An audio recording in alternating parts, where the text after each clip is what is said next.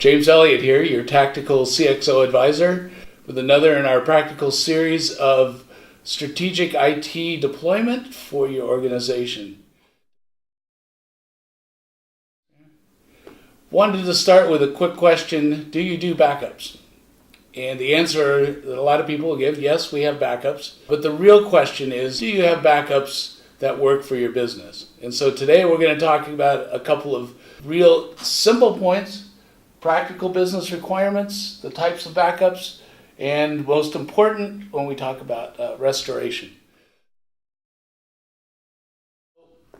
First, when we talk about practical business requirements, we don't want to back up just for the sake of backing up. We want to back up and have meaningful backups that we can use for business. A couple examples of those is, one, we don't want to lose time for our employees re-entering data, so we want to make sure that we have backups that cover day-to-day work. We also want to have backups that cover potential loss, where we have people at work but they can't do their work because the system is down. We also want to have what we call incremental backups, and that's going to deal with things like financial closings, operational closings for your ERP system. Other considerations might be disaster recovery. So you'll want to have your data in a location where you can recover should something like an earthquake happen. Here in California, we definitely have a provision for that. Just sit down and think about what realistically you can think of that you would need a backup for. So now when we move to types, we're going to talk specifically about each one of the types that goes with those topics.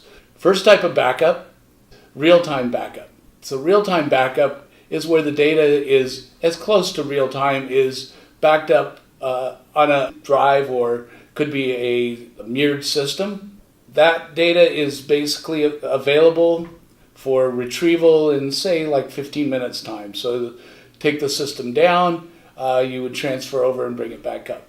The next kind that we have is periodic. So that would be end of day, end of month. But it basically allows you to go back and select a period of time where you can go and restore the data and know exactly what data to put in subsequent to that.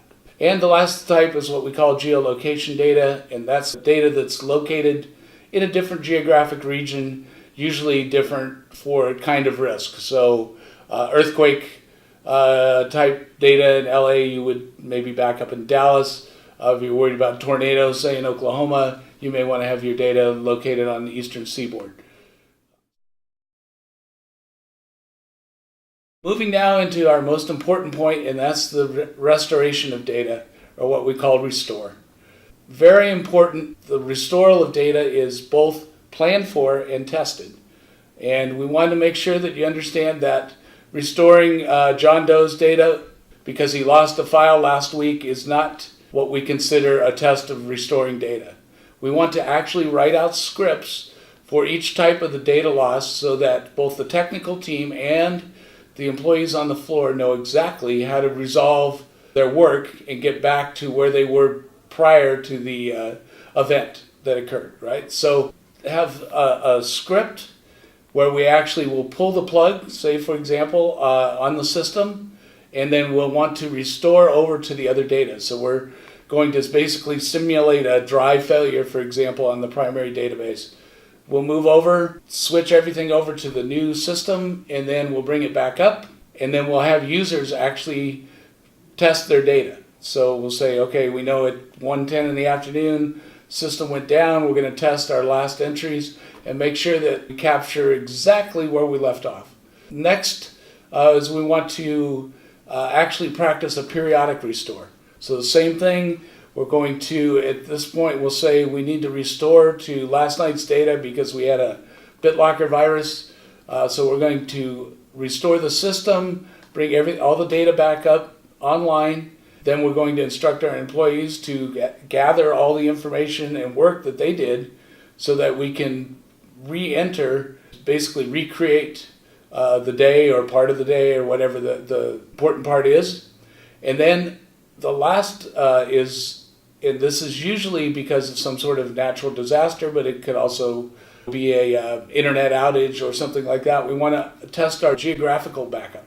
The most common way that geographic backups work these days is that we use a remote access solution where people that were in the building, say in LA, they had an earthquake, they'll be able to work on the system in Dallas, but they'll be doing it from their home until we can restore business operations in LA. So it's important that when we do that simulation, we make sure that we have already built a complete script. We're going to need to find a server. We're going to need to turn on remote access, make sure that our internet connection's all up, test all that stuff, make sure that we're ready for operation, and then turn it over to the remote users.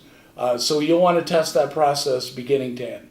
Hope today's information helps. Remember to reach out to your IT department and ask a couple of these questions and see what kind of answers you get back. Make sure that you include your questions down in the comments below, and I will get back to you directly. And of course, we'd like you to like and subscribe to our future shows. We'll see you next time.